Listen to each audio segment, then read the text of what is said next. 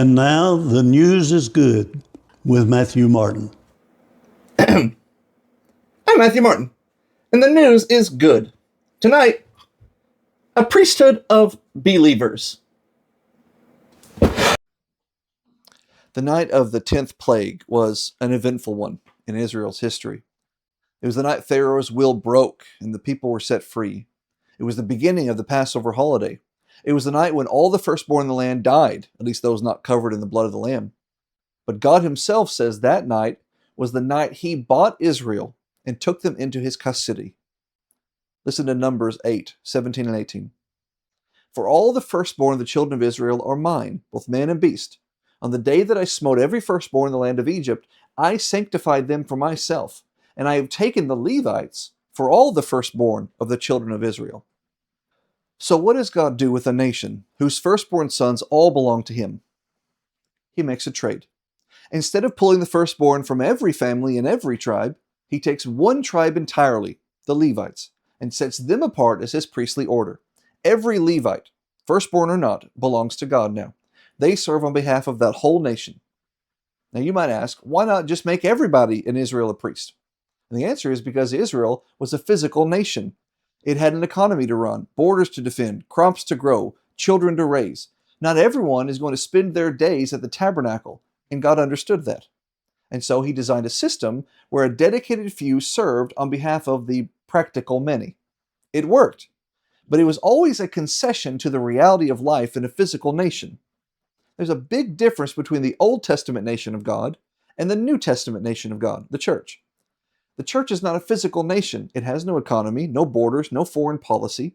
It is a spiritual nation made up of people from every tribe and tongue, bound together not by blood or geography, but by the blood of Christ. And because it is a spiritual nation, without farms to tend to or armies to muster, there's no reason for every member not to be a priest, which means every member must be. You are a chosen generation, a royal priesthood, a holy nation, a peculiar people. 1 Peter 2:9. Every Christian is a priest. Not just a preacher, not just the elders or the bishops, not just the men. Every single person who has been baptized into Christ has been set apart by God and given the priestly role of work in his kingdom. That means offering spiritual sacrifices. That means interceding for others. That means representing God to a world that does not know him. Israel had the Levites, so the rest of the nation could go about their daily lives. It is not so with Jesus' church. Here, the work belongs to all of us, and we all must work as a priesthood of believers.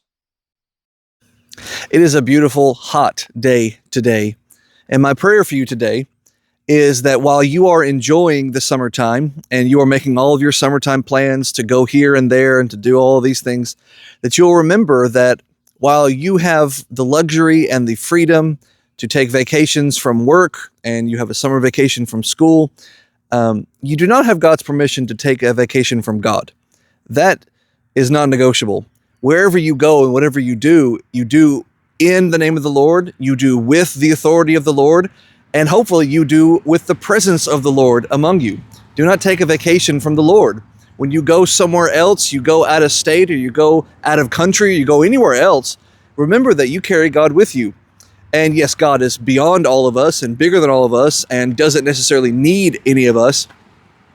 But for ourselves, we carry God with us. And so if we take a trip to Gulf Shores, God is there too. Not just because God is everywhere, but because God is with you as a Christian.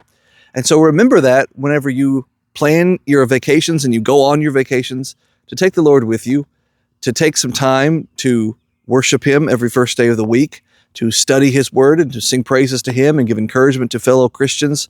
Do not take a vacation from church. In other words, do not take time away from being a Christian. That offers no vacation time. Christianity itself, the whole of Christianity, a life of Christ, is itself a rest. You are living a perpetual Sabbath. So don't look for an opportunity to get away from Christianity. Christianity is the ultimate getaway from the world. The most insulting thing you could do to your master is to have a getaway to the world away from Jesus. After all that he did for you and the way that he died for you, get away from the world and come into Christ. Get away from the world and rest with God. So have your vacations, have your fun, do all the things you want to do, but remember that God goes with you wherever you go. So make sure you're cognizant of that and you take him with you and you worship him wherever you may be. Have a great day. God bless. All right, let's see if we can't knock this out. Now, I wish I could get the glasses on you. Can I get glasses on you?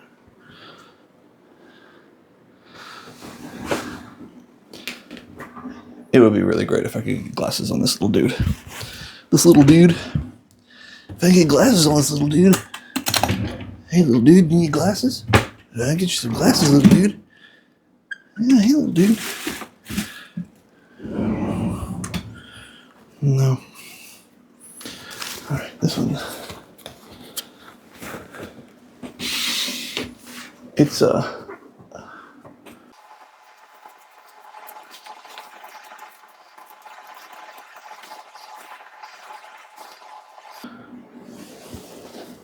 Put yourself together, man.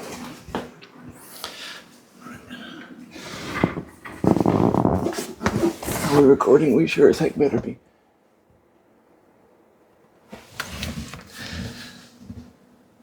I'm Matthew Martin. I've been turned into a puppet. Somebody help me, please. Ah! One more time.